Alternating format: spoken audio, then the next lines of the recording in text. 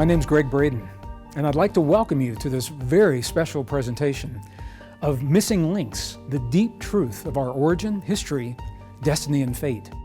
In our last episode, we discovered that the key to the thinking that will guide us through our time of extremes is found in the timeless wisdom that our ancestors asked themselves in their time, and that science is asking today.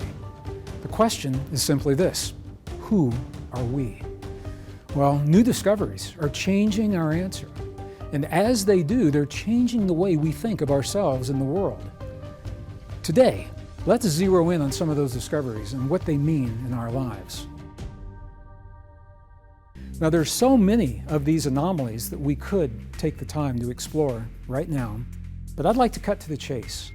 I want to spend a little bit of time on the oldest technologically advanced civilization that science has now agreed is a technologically advanced civilization, and they've agreed upon the dates. It's a very mysterious site. It's located in southern Turkey near the Syrian border, which makes it a very difficult place for archaeologists to get into right now because of the war that's happening there. It is called Gobekli Tepe. Gobekli Tepe. And it is a site that has been on the radar of some archaeologists for some time. Now, I'm mentioning this because in the last episode, we talked about the false assumptions of science with the inverted pyramid. One of those false assumptions was the assumption that civilization began 5,000 years ago. This is important because when we ask ourselves, who am I as an individual? Who are we collectively? And we look at where we've come from, we've been conditioned to think in that box, to go back only 5,000 years. But let me share with you what a profound and limiting effect that can have on a scientist who adheres to this kind of thinking. In the 1960s, there was an American archaeologist. He heard from villagers about this site, Gobekli Tepe, and they took him there. And he found some pottery on a hill, and he began dating this pottery. And the dates for the pottery came back so old that the scientists said they can't be right, because civilization is only 5,000 years old. That is what we've all agreed upon. So even though the pottery told him something older was happening, he made a professional choice. He walked away from this site because he said it cannot possibly be as old as what the dates are now revealing. Well, it wasn't until the 1990s that a German archaeologist returned to this site. He did the same dating. The difference is he was not bound by the rigidity of the scientific thinking. He wasn't in that box, and he believed the dates. And he very famously said publicly, and he said to his crew, to his team, he said, if I don't walk away from this site right now, he said, I will spend the rest of my life excavating this site. And that is precisely what he did until he passed just a couple of years ago. So what is Gobekli Tepe? It's a mysterious site. It is believed to be a series of circular temples that are buried under the earth. Apparently, they were intentionally buried. And I say it is believed because they are still buried. Scientists are using earth imaging radar, earth penetrating radar, to look into the earth and see these temples. Right now, there, I believe, are 5 to 8 that have been unexcavated. They are circular temples of vertical columns. Scientists don't know who put them there, why they were there, why they were intentionally buried. But the fact that they were has preserved what has been found to such a degree that the hieroglyphs look like they were made yesterday. Some of the most magnificent images of what these hieroglyphs are all about. Some of the hieroglyphs are very mysterious and are now being linked directly to constellations and star systems that were not even acknowledged until the 20th century. So once again, we're saying, how did they know? How did these people know? Well, one of the things that I find really intriguing about Gobekli Tepe is the remains, the artifacts that have been found there. And there have been a series of images of humans that are anatomically correct, and everything is done really well with one exception. None of them have a mouth. The mouth on every one of these is non-existent. Scientists don't know what that means. I don't know what that means. We've never seen anything like that before, and because it is so consistent throughout the Gobekli Tepe site, we have to think that it has some meaning that actually will benefit us in helping to understand the site itself. So we're looking at a series of circular temples underground, buried intentionally. This is where it gets even more interesting. The burial of the sites happened about 8,000 years ago. So remember, we're taught that civilization is only 5,000 years old. This site was buried 8,000 years ago, but the dating now is pushing its origin back far beyond that.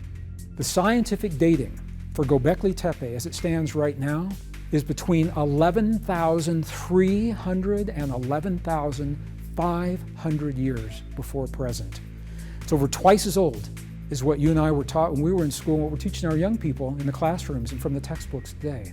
11,300 to 11,500.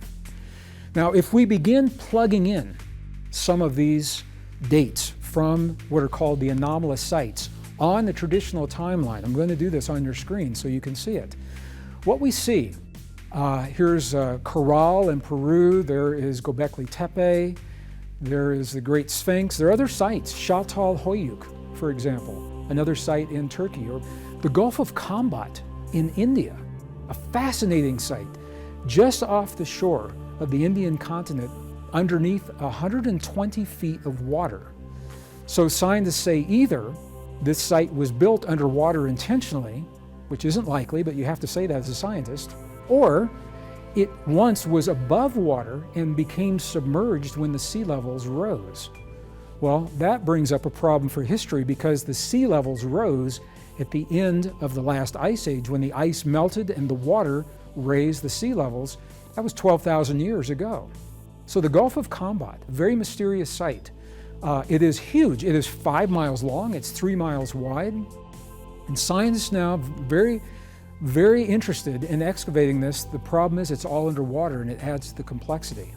So I'm just mentioning this so you can see it's not just about Corral, it's not just Gobekli Tepe or the Sphinx, but there are many sites now that don't fit this historic model.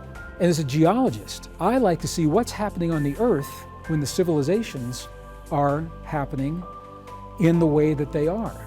So what I'm doing is I'm drawing for you now on the chart, the blue shaded box, that is the last ice age, and it ended about 12,000 years ago.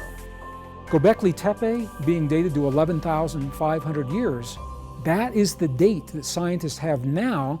However, they have yet to excavate to the bottom of the site.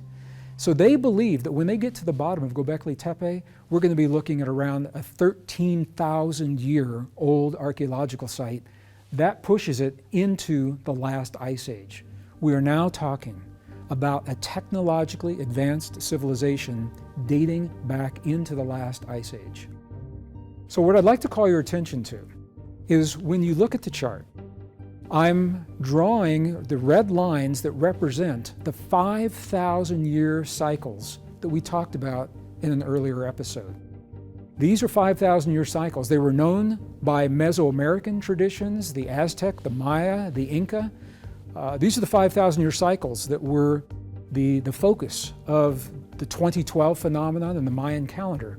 So on the chart, what you're seeing, the red line to the right, that is the most recent 5,000-year cycle completion. That was 2012. So as you go to the left, you see when it began, and interestingly, when that cycle began, the space between the beginning and the end of this 5,000-year cycle encompasses everything that we have been taught about the history of the world. What we have been led to believe is the history of the whole world forever is actually only the history within the most recent 5,000-year cycle. There was another one before that, another one before that, another one before that. And what scientists are also finding is that it is at these 5,000-year cycles when the climate changes. And that climate change is very, very similar to the climate change that we're seeing right now. It may be the trigger for the beginning of some civilizations and the end for others. As the climate changes, the way our ancestors grew their food changed, and they had to find new ways to take care of themselves and to feed the large populations for some of these sites. So now what we're looking at is we're looking at civilization in 5,000-year cycles. rather than a linear event that happened once and evolved into the sophisticated state that we see today. We're looking at the beginning and the end, and the beginning and the end, and the beginning and the end of technologically advanced civilizations in the past. This opens the door to a lot of possibility. Now, I have to say something here. When people look at this, the idea of cycles in technologically advanced civilizations, two questions inevitably emerge. What about Lemuria? What about Atlantis? I'm sharing what I know to be true with you through the language of peer-reviewed science as we know it today. Now, my personal opinion, I believe there were advanced civilizations before. It may have been called Lemuria and Atlantis, and I think we're probably finding evidence of that. However, it is not yet accepted by science. It is not yet peer-reviewed. So I want to mention that, and this is important, because in our next episode, we'll take the exploration of our past back even further in time, to a time when modern science tells us that all that existed were the microscopic precursors of ancient amoeba. The question is, how do we explain sophisticated artifacts that we find linked to that very same point in time, to that same time in history, and the growing body of evidence that simply does not fit the traditional story of our past? I want to thank you for joining me for this program today, and be sure to tune in for our next all-new episode of Missing Links, the deep truth of our origin, history, destiny, and fate.